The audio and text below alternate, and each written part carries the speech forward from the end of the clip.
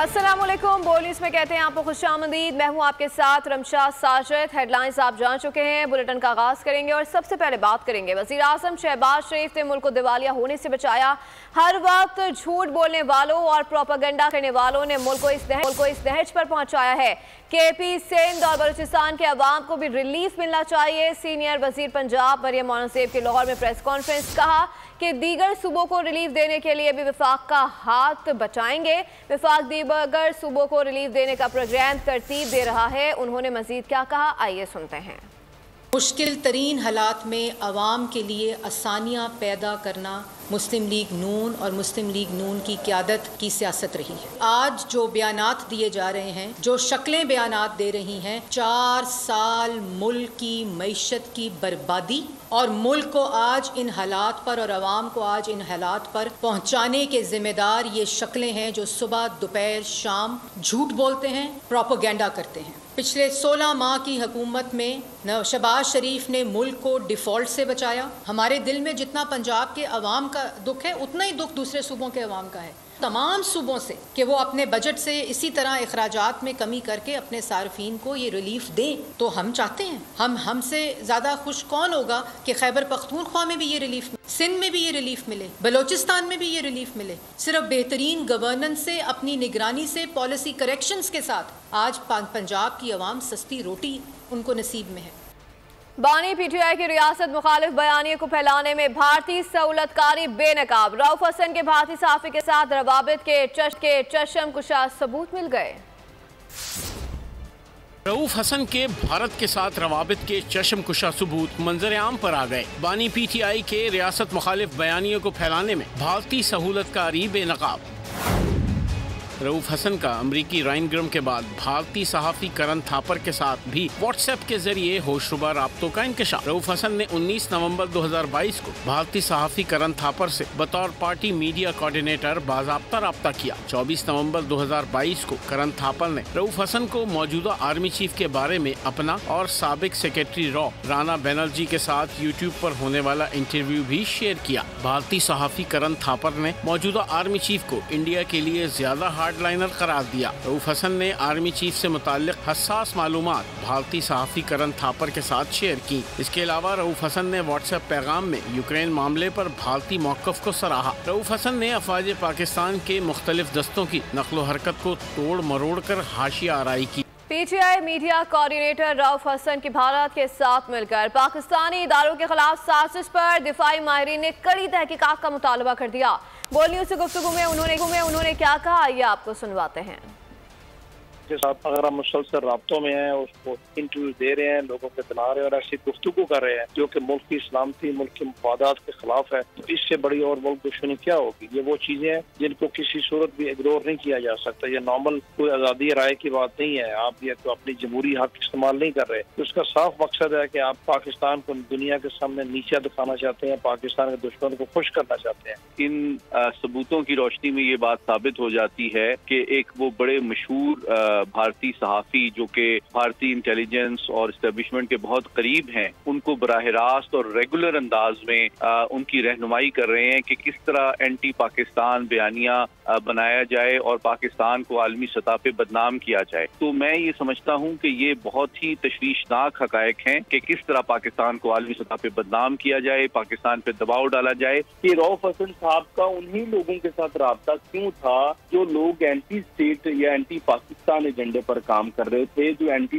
पाकिस्तान एजेंडे को टो कर रहे थे। तो वो अप्रैल 2023 में ये बात कर रहे हैं कि पाकिस्तान में खूनी इंकलाब आ रहा है और उसके बाद हमने देखा कि सानेहा 9 मई हुआ। आप तो पाकिस्तान के दुश्मनों के साथ मिल गए और आपने तो पाकिस्तान के दुश्मनों को वो चीजें फराहम करना शुरू कर दी, हुकूमत फराहम करना शुरू कर दी कि वो पाकिस्तान के खिलाफ जो है वो चीजें बनाए और आलमी सतह पर जो है वो अपना जो एजेंडा है पाकिस्तान के खिलाफ उसको मजीद स्पष्ट करें। बरतरफी से कबल ही शकील खान ने इस्तीफा दे दिया था। उनके इस्तीफे के बाद बात खत्म हो जानी चाहिए थी। बानी PTI ने कहा कि करप्शन के खिलाफ जीरो टॉलरेंस पॉलिसी होगी। मुशीर इत्तलात खैबर पख्तूनख्वा बैरिस्टर सैफ की न्यूज़ कॉन्फ्रेंस का कमेटी ने शकील खान को मूरद इल्ज़ाम ठहराया।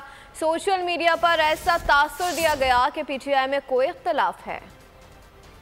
पूछा और बात हुई तो मैं किसी सूरत में भी करप्शन को बर्दाश्त नहीं करूंगा, जीरो टॉलरेंस पॉलिसी होगी। करप्शन में मुलविस होने का सबूत जिसके खिलाफ भी आया, चाहे वो कितना ही अहम जिम्मेदार पार्टी का या हुकूमत का हो, उसके खिलाफ हम कार्रवाई करेंगे। ये शकील खान साहब ने एक प्रेस कॉन्फ्रेंस भी की, वहां पर बातचीत हुई और उन्होंने बाज़ तहफ़्फ़ुज़ात का इजहार भी किया और ये भी कहा कि मैं खान साहब के हुक्म से ये सब कुछ कर रहा हूँ। तकरीबन 2 हफ्ते की कार्रवाई भी हुई और जो कुछ भी एविडेंस था उसकी बुनियाद पर कमेटी ने तजावीज़ मुरतब करके वज़ीर आला को पेश कर दी। जब पेश कर दी तो कमेटी में शकील खान साहब को मूरद इल्ज़ाम ठहराया गया, लेकिन इस मसले ने कंट्रोवर्सी पैदा कर दी और हमारे बाज़ रहनुमाओं की तरफ से मीडिया में बयानात, यानी सोशल मीडिया पे ख़ास तौर पर बयानात आने लगे जिनसे ये तासुर दिया गया, ट्वीट्स वगैरह और सोशल मीडिया पर एक ऐसा तासुर दिया गया या आया कि जैसे पार्टी के अंदर कोई इख्तिलाफ है।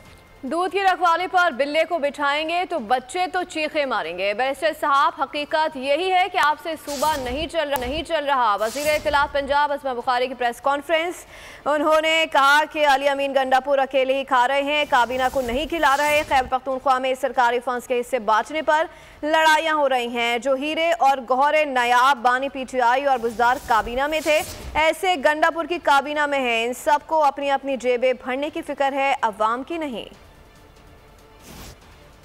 और नाजरीन, इस वक्त पाकिस्तान का बड़ा चैलेंज मईशियत को फिर से अपने पैरों पर खड़ा करना है। 2 से 3 साल में मुल्क दोबारा तरक्की की राह पर गामजन होगा।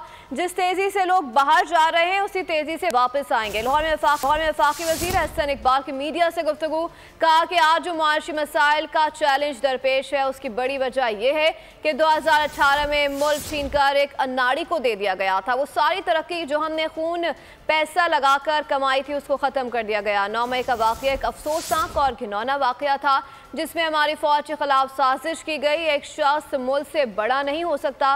वो कहता है कि मुझे पिंजरे में बंद कर रखा है। वफाकी वज़ीर दाखिला का फ्रंटियर कोर्ट साउथ बलूचिस्तान के हेडक्वार्टर का दौरा, यादगार शहदा पर हाज़िरी दी। वज़ीर दाखिला को फितनल खारिज के खिलाफ ऑपरेशन और इंसदाद स्मगलिंग की कार्रवाइयों पर ब्रीफिंग दी गई। मोहसिन नकवी ने फ्रंटियर कोर्ट साउथ की कारकर्दगी को सराहा, कहा बलूचिस्तान की खुशहाली और तरक्की पायदार अमन से मुंसलिक है। फितनल खारिज के मज़मूम अज़ाइम नाकाम बनाने में FC साउथ फ्रंट लाइन पर है। सूबे की पायदार तरक्की के लिए तमाम स्टेक होल्डर्स को एक सफ़े पर आना होगा।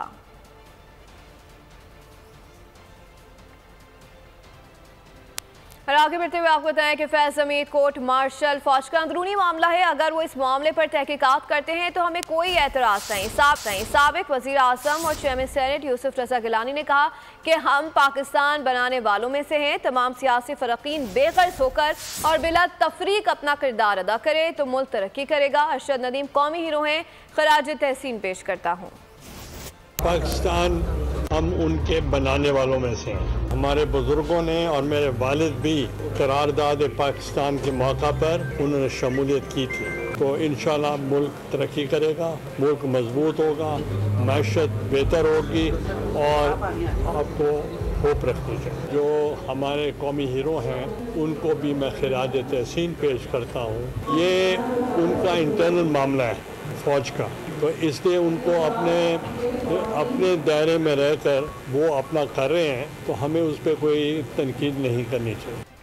मौसम की बात करें, मुल्क के मुख्तलिफ हिस्सों में तूफानी बारिशों ने तबाही मचा दी। नशेबी इलाके ज़ेरे आब आ गए। कई इलाकों में सैलाबी सूरत हाल पैदा हो गई है। सक्कर में 250 मिलीमीटर बारिश रिकॉर्ड की गई है। गुज़िश्ता 24 घंटे के दौरान मुख्तलिफ हादसात में 8 अफराद जाँ बहक जबकि मुतादिद जख्मी हो गए।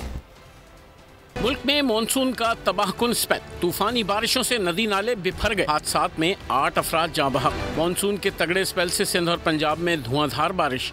गुज़िश्ता 24 घंटे के दौरान बारिशों के बायस छतें गिरने, करंट लगने, डूबने और आसमानी बिजली गिरने से 8 अफराद जिंदगी की बाजी हार गए। सक्खर में रात भर होने वाली बारिश से कई इलाके ज़ेरे आब आ गए। शहर में 250 मिलीमीटर बारिश रिकॉर्ड की गई।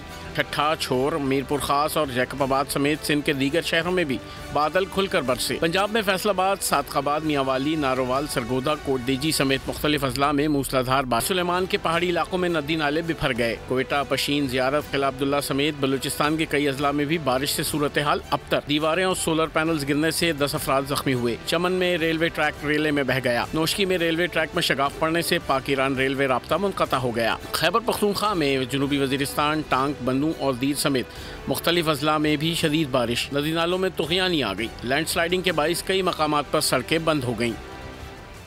कराची के मुख्तलिफ इलाकों में सुबह सवेरे बारिश। कोरंगी, इब्राहिम हैदरी, लांडी, सदर, डिफेंस समेत मुख्तलिफ इलाकों में बादल बरस पड़े।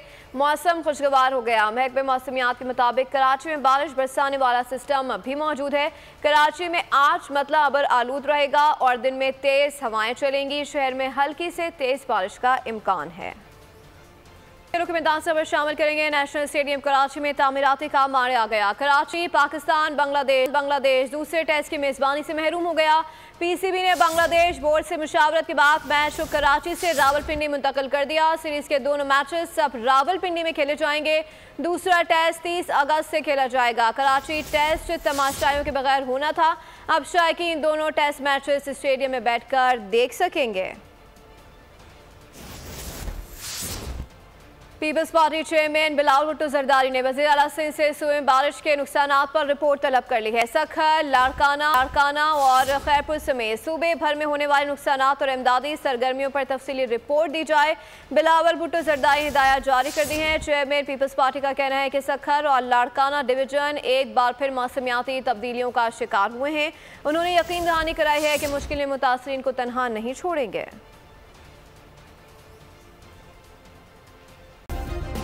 सब्सक्राइब करें और बेल दबाएं ताकि कोई खबर रह न जाए।